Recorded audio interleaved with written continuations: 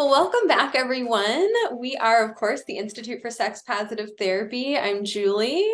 Hello, and I am Matt, Yeah, and we are so excited to have you here. yeah. as, as you can see, Julie and I are very excited to have this gab session because we're talking over one another. So, Yeah.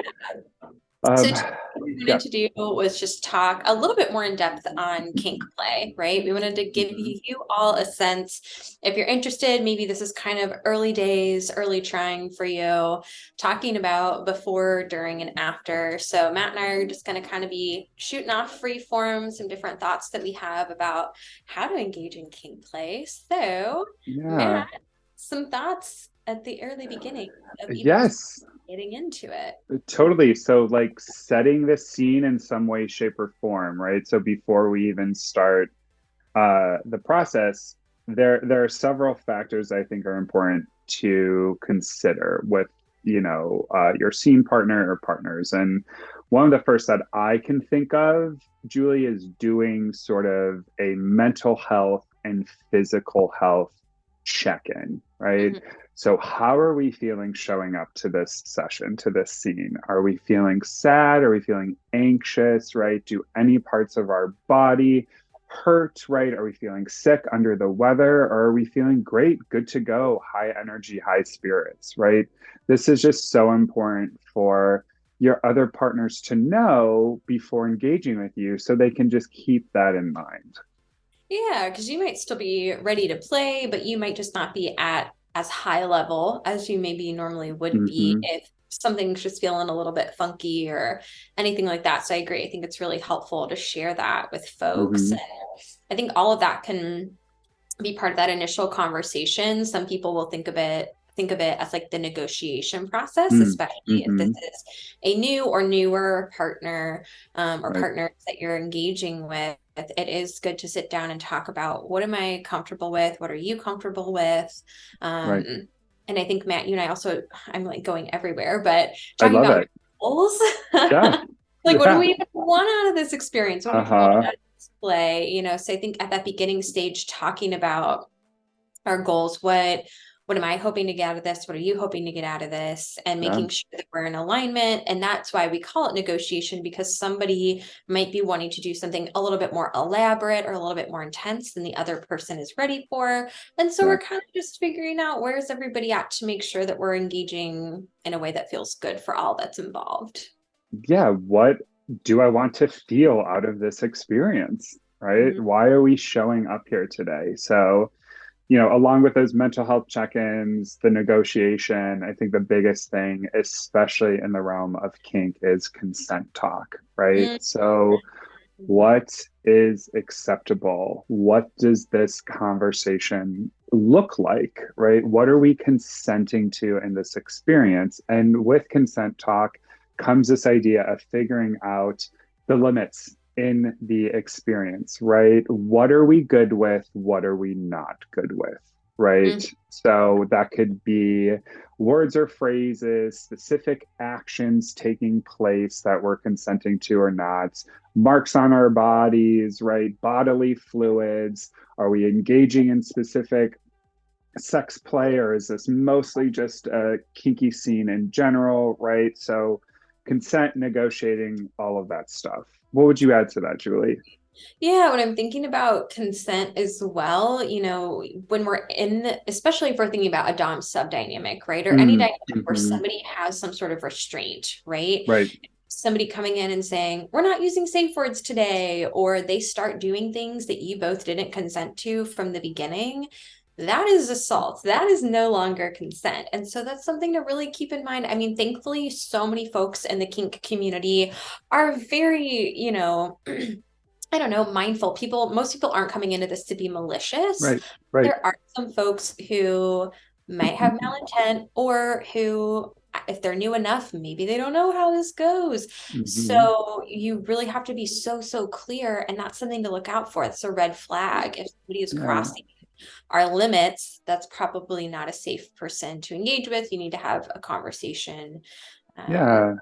yeah. And it's especially for new people, right? Like if you have found this video and you are listening to Julie and I talk about this stuff, really just remember that this experience is supposed to be for you, right? You are wanting to get something out of this, no matter if you're the dom or the sub, right? Especially in DS play. So if you're engaging with someone who says, listen, I've done this so many times. You don't need to worry about this. I got you. You're safe, right? We don't need no safe words. We'll just sort of vibe off of each other, right? Or like, oh, don't worry, right? It doesn't matter how hot they are, how great they say they are, right?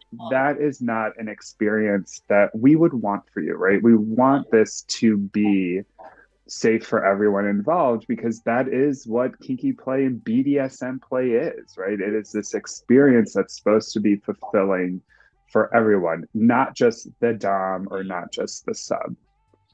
Exactly. Yeah. We want to make sure that everyone that's involved feels really confident about what's happening. And that's what's nice at that beginning conversation that you have with whoever you're playing with, too, is just even talking about what do we want to play with? What toys do we want to play out? What actions Mm-hmm. or activities do we want to engage in?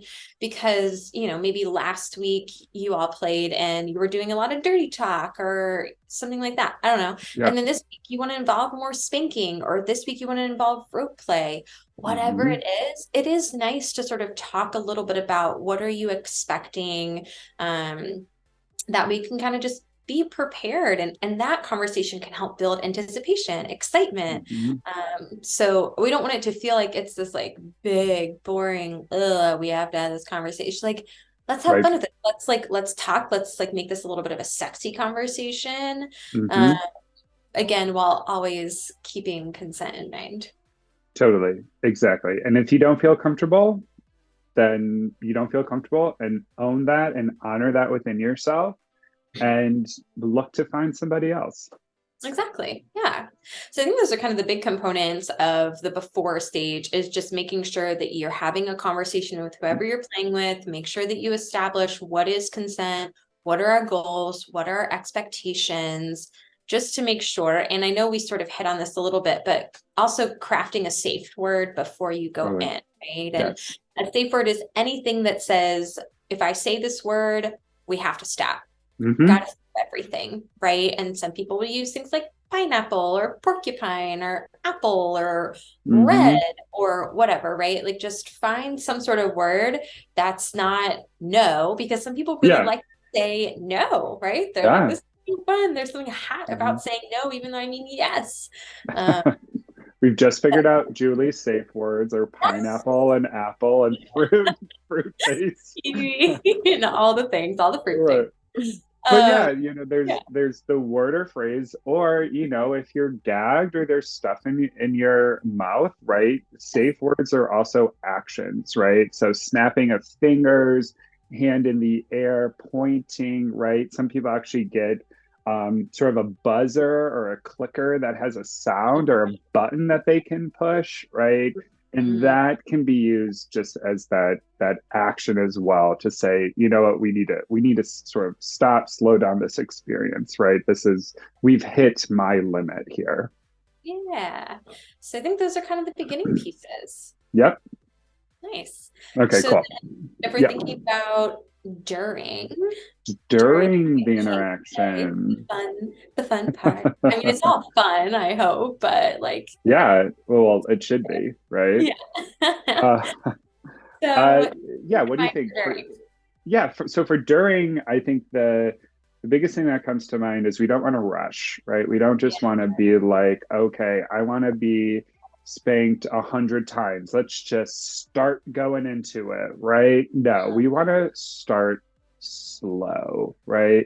We really want to build that anticipation, create that energy with our partner, and just start that process, right? So, for instance, if it is spanking or if it is sort of the rope playing or whatever engagement is, it's just take it step by step, right? And you're doing check-ins throughout. That's something that you'll talk about in the beginning as well, is how are we going to check in with each other? Let's make sure we're doing it. But then while you're actually in the experience, you're just gonna start it and take it step by step at a time. And there are some fun little ways that we can go about checking in with our partners as well. Yeah. Ooh. Well, and I Mm, think about going slow too. I think it's so important. Make sure that you, again, if we're thinking about this in the context of DS play, make yeah, sure that you're not just like hitting the same spot over and over. Like you should really like add variety to where you're hitting. sure. Mm-hmm. Otherwise, it's going to get really painful really quickly. And Mm-hmm. the whole point is kind of like building this anticipation, right? So like start soft and then like Mm-hmm. add intensity to your spanks as you go, but also make sure that you are really varying where that goes. That can be true with a whip, that can be true with Mm-hmm. spanking, that can be true even with like dirty talk, right? Like Yeah, you can't just come out the gate and like be spewing out everything. You're like, whoa, right. whoa, build into Especially it. with a new partner too. That could Mhm. just be like, That's so true. oh, Yeah. Yeah. like where this is it. This is a lot. Yeah. We've Because we've arrived. we've arrived.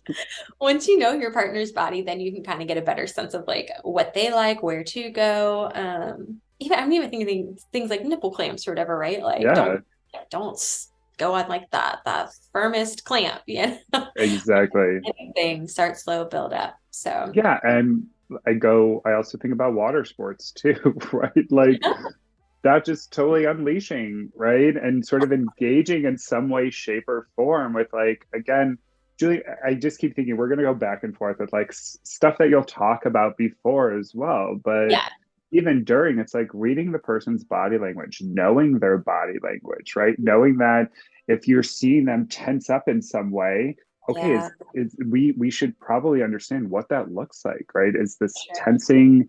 Is this just the physical response that's showing up in the moment? Are we okay with it, right? Uh, Reading the body language during the experience is just going to go such a long way for everyone to continue to stay in, a healthy, neutral to positive space. Definitely. Yeah. And I know you were mentioning some like fun, interesting ways to check in. So take us away. Well, I was more so looking at like checking in through scaling, right? So Okay, got you. like, yeah, not like I was like, more like what's going to be like mysterious? right. No, no, no. More like scaling and red, yellow, greening, right? So like if touching on scaling in some way, shape, or form, right? If you're looking at from if we're looking at pain play, right? So one is like, you know what, the lightest little tap ever, and 10 is working towards something more intense, right? Just checking in with the partner throughout, like where are we at currently, and also do we want to go more, right? I let me just test and check in, right? If I engage this firmly, where is that for you? Is that a 4? Is that a 7? What are you looking to get to, right? This is part of the process of Mm, scaling, along with, right, like you could look at scaling as one is totally green, right? Julie will talk a little bit about red, yellows, and greens, right? But one could totally be a green and 10 could be red, right? And that yeah. could be a way of looking at it. Like green, let's keep going. Red, okay, we gotta stop, you Yeah. know. So Yeah. that just a couple ways of scaling throughout. Yeah, and red, yellow, green is another nice way to do a check-in or even just to communicate beforehand. Like greens are going to be things that you enjoy, things that you want to Mm-hmm. have happen, things that are feeling good. Yellows are going to be, this is starting to get a little bit intense. Like let's not go beyond where we're at right now. And I might even need you to back off a little bit. Mm-hmm. Maybe not. And that's where you can kind of communicate what does that mean to you. Yeah. And then reds should be things that are a hard stop, right? You're like, Mm-hmm. I can't, nope. And if somebody says red, if 10 means stop, if somebody says the safe word, stop. Stop it. Don't keep going, like These aren't trust. yellows. Stop. No, like this is because you don't Right. want to cause trauma inadvertently for somebody. You don't want to Mm-hmm. create distrust in your relationship. This is supposed to be fun, enjoyable, pleasurable for you all. And so by honoring each other's communication, that's going to go a long way to helping you to feel comfortable playing together again in the future.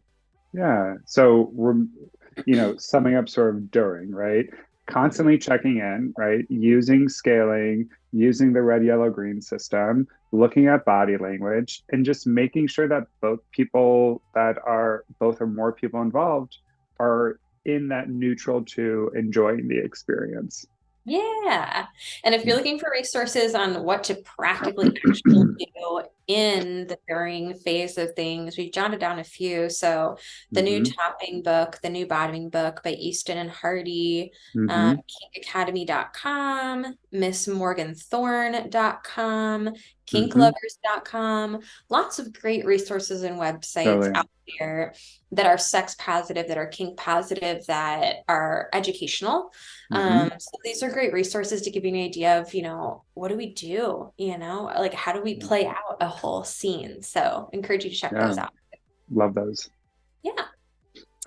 And then lastly, after, Aftercare, the part of, a scene, that part of BDSM, the part of kinky play that's like so crucial, right? so crucial. So crucial. Yeah. I have some clients who are like, "What's aftercare?" And I'm like, "Okay, okay, Yeah. we gotta talk about this." Appreciate that. Yeah. Mhm. Aftercare is so critical. The whole notion of aftercare is you've released a ton of hormones, endorphins, etc. during a scene, right? A kink scene or a BDSM scene. And there needs You're to be some raw. come down, right? You're Yeah. so, oh, yeah. Hmm.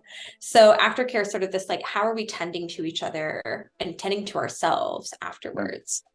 totally. And what would I need in that experience afterwards, right? Do I need to be completely left alone, right? Do I Mhm. need to be cuddled? Do I need to be touched in some way? Do I need to be held? Do I need to be told specific things, right? What's going to help me process what I just experienced while also feeling supported and you know just in a good headspace, right? This is such an emotional experience for everyone involved, right? So it's looking at how am I going to leave this scene and enter this space and still feel safe and still feel like, okay, what I just experienced still feels very healthy to me. Yeah, such a positive. I mean, we want to leave it on that positive note. Hmm. And so within that too, it's also nice to debrief. And you Yeah. might debrief a right after, or you and your partners might make a plan to debrief a little bit after. I mean, you still want to do aftercare no matter what in that moment Totally. is all the things that Matt, you were talking about of like the cuddling, the being close, or again, if you want to be alone, being alone, or whatever it is, do that thing and determine, can we debrief right after, talk about what did we really enjoy, what would we want to Yeah. do differently next time, Hmm. what was surprising for me. But Hmm. some folks don't want to do that right away. They want to download the experience, think about it a little bit, process, and then come back and Yeah. debrief. And debriefing, Yeah. what do you think as far as like why that's so valuable for people? It's so valuable to help keep the partners who are in that experience on the same page, right? We're doing these sort of checks and balances. What worked and what didn't work, right? Hopefully, you have chosen a partner that you respect, that respects you, that you are in this experience with, and that you trust, right? And the debriefing part of this is, you know what? This is what worked for me, and this is what felt very good, and actually, over here is what I felt pretty uncomfortable with, and I'm still even processing what that uncomfortable meant, right? Or you know Mhm. what, this part of the experience, that's something that I'm not going to want to do next time, or at this point as I'm thinking about it. So the debriefing just allows for both people to continue to not only be on the same page moving forward, but also create um, that viewpoint and mindset that it was a healthy experience, right? Continue to keep that on the same page because, again, super raw, super vulnerable, looking for safety afterwards potentially, and so the debriefing allows for that, framework to continue to be created. Yeah, I think there's so much value with that debriefing just to feel like everyone is on the same page and we're confident coming Hmm. back to each other again. And again, it can create excitement and anticipation for the next time too. Some people will use their debriefing conversation as a way to like reignite some excitement for the next time. So Mm. lots of Yeah. value around debriefing. But yeah, overall, I'd say aftercare is just so important for any sort of kink play to make sure that you're both feeling, or all of you are feeling really connected and feeling really good. Yeah. Couldn't agree more. Yeah. Ooh. Well, happy Cool. kink, everyone.